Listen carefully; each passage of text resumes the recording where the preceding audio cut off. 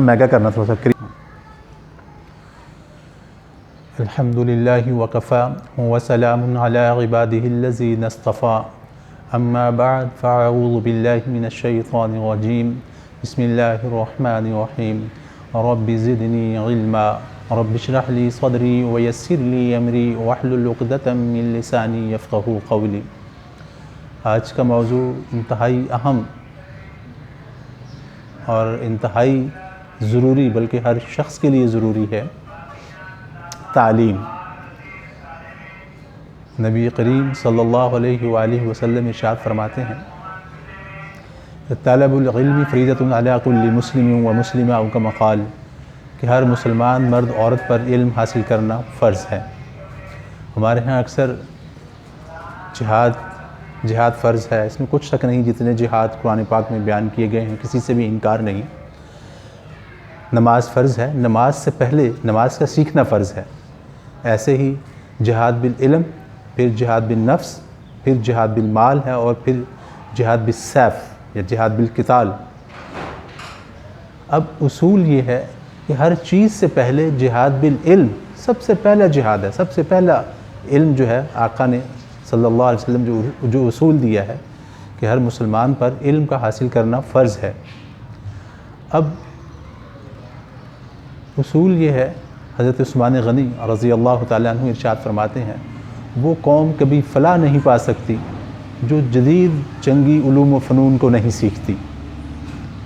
تو علم ہمیشہ، اگر تاریخ کا مطالعہ کیا جائے تو بعض لوگوں نے یہ کہا پاکستان کے بارے میں، ہسٹری میں مشہور نام تھے ان لوگوں کے، کہ ہم نے پاکستان کو لسانی عصبیت میں الجھا دیا، سندھی، بلوچی، پنجابی، بروہی اور پختون، ان کو یہی سمجھ نہیں آئے گی کہ ہم ہیں کیا۔ یہی وجہ ہے کہ ہماری اردو زبان ہی قومی زبان بننے میں آدھی صدی لے گئی، ابھی بھی پراپر طور پہ امپلیمنٹ نہیں ہے۔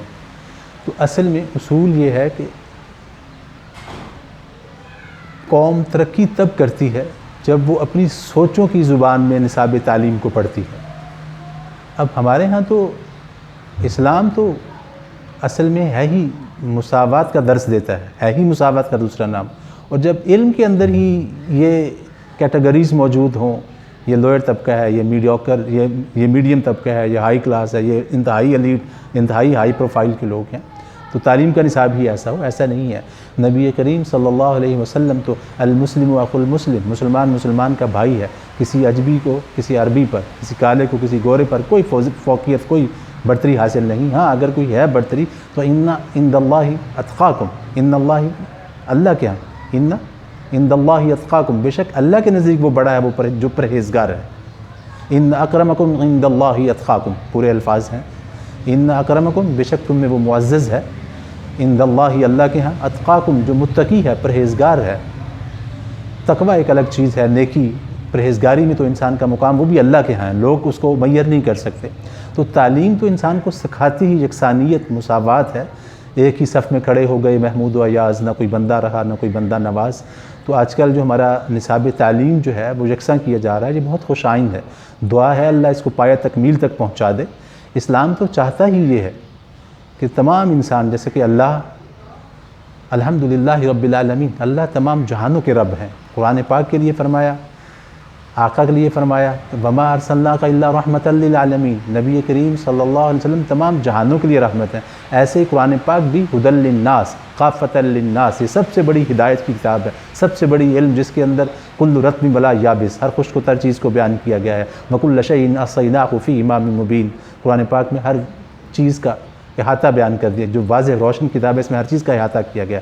بعض چیزیں ہمیں نظر نہیں آتی، مگر قرآن بڑی مایہ ناز اور ایسی گہری کتاب ہے، بظاہر تو 30 پاروں میں ہے، مگر ہر چوتھی چیز زمین سے، آسمان سے، انسان کے اندرونی نظام سے، ہر چیز کے بارے میں اشارات اور ہدایات سے نوازتی ہے۔